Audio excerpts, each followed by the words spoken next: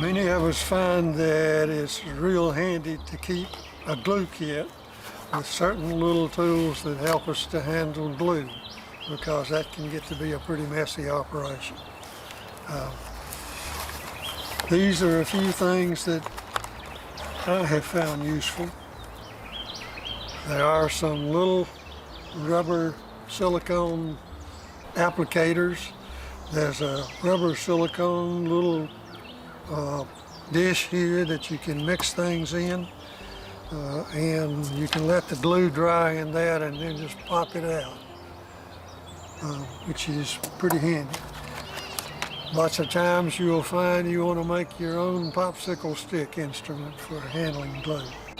The glue that I favor is T88, a 2-part epoxy cement. This is the epoxy adhesive. It will not dry unless we put the hardener in it.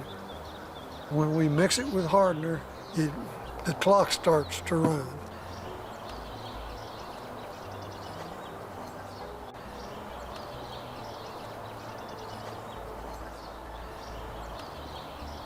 We want an equal amount of hardener. You mix it until the color is all the same throughout.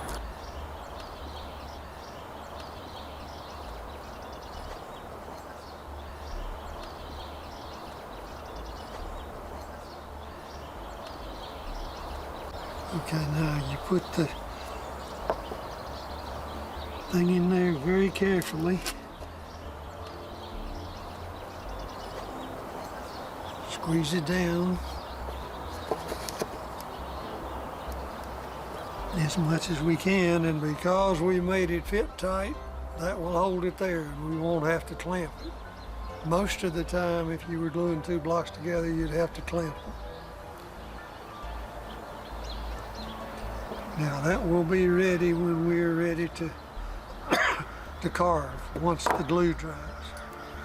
I can pop this glue out because it will not stick to this silicone rubber dish, and I can just twist it out after it's dry.